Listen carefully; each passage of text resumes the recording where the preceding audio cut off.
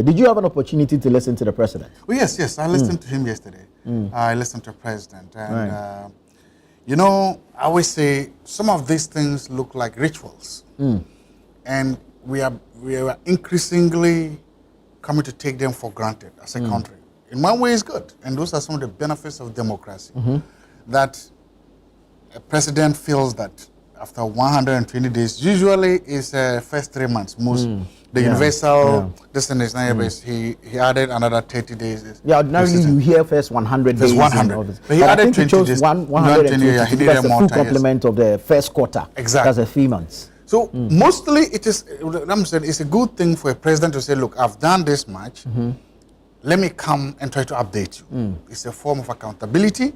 It is a form of trying to stay together with the people. And it's a form of saying that, well, now the euphoria is over. Now the poetry is over. Now campaigning is over.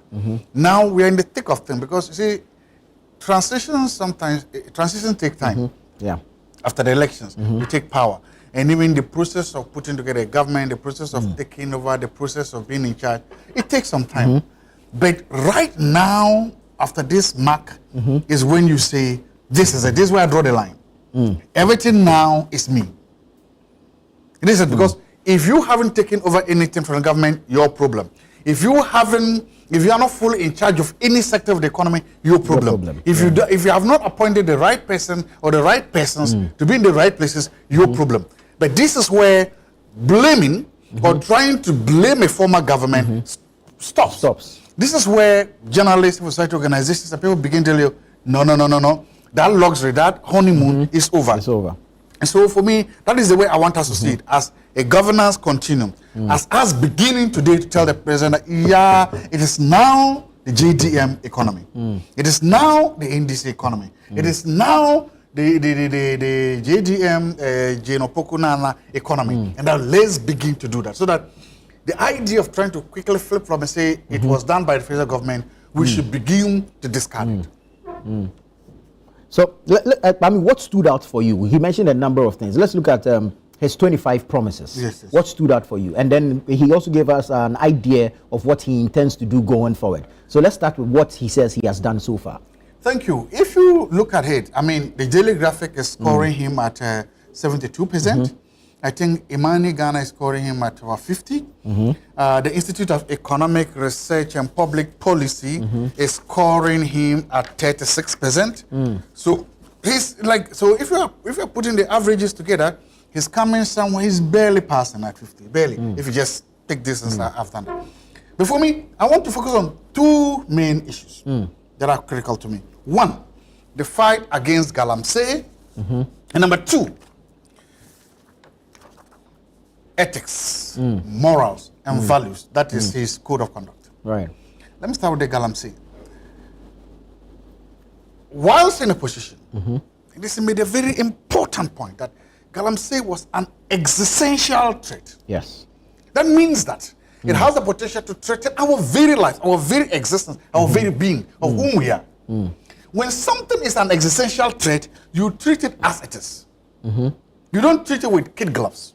So there were certain things were promised. One of the biggest arguments, strongest arguments made, and one of the reasons why the former government lost civil society and lost a lot of the upper to middle class was precisely because of the poor handling, the perceived poor handling of Galamsey. And you could go, almost all TV stations. By the time you go, they say a box or something standing there with Galamsey water.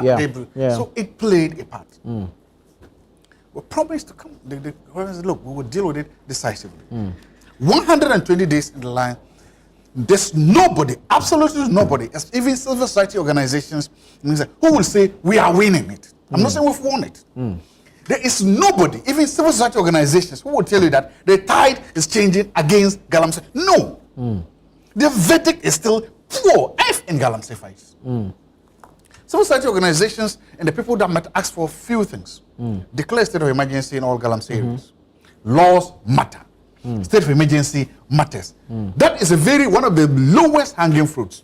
You didn't do it.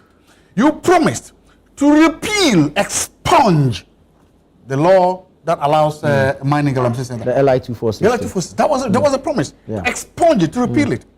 What did we get?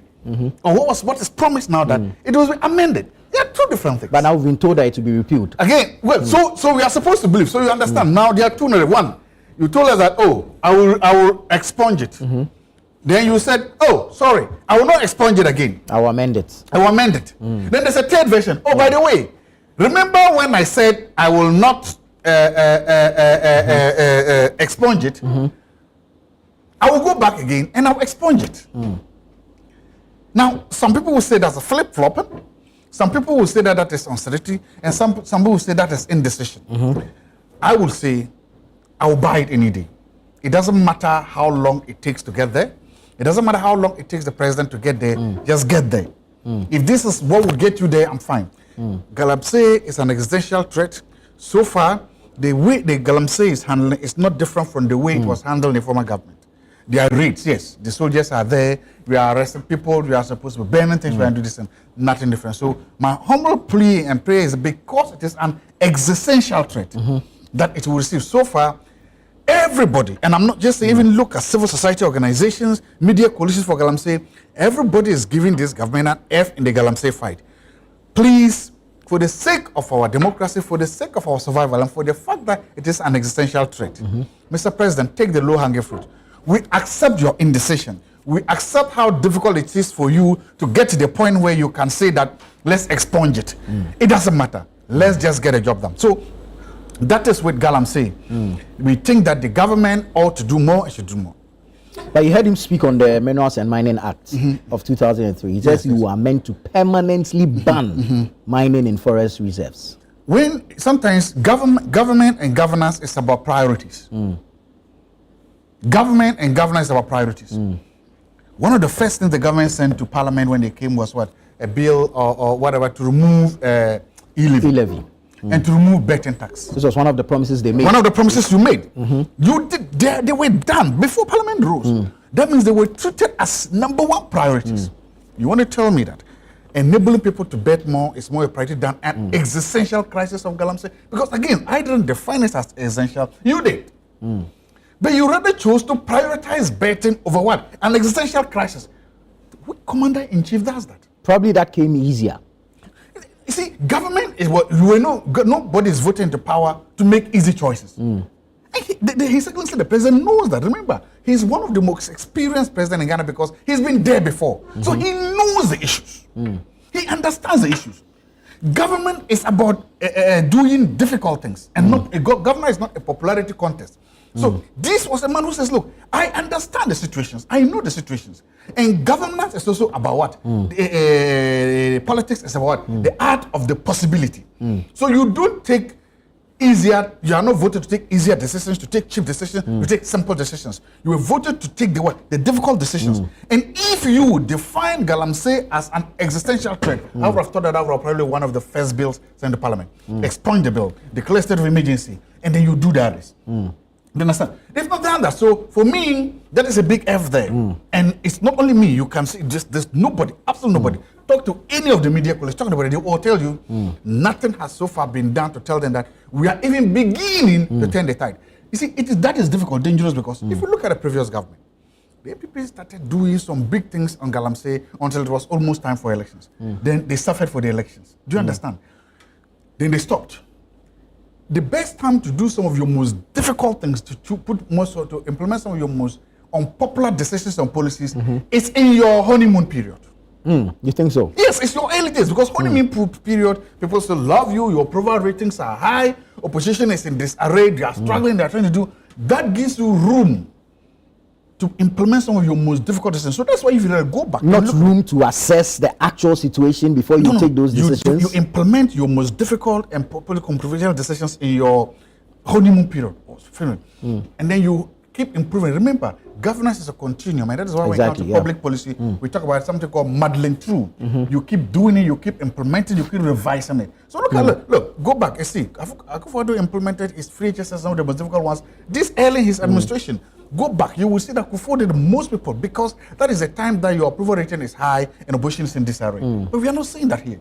So for me, His Excellency the President has an opportunity to be what? A generational president. He has an opportunity to be the president who can say that I've seen everything I've done. Very well.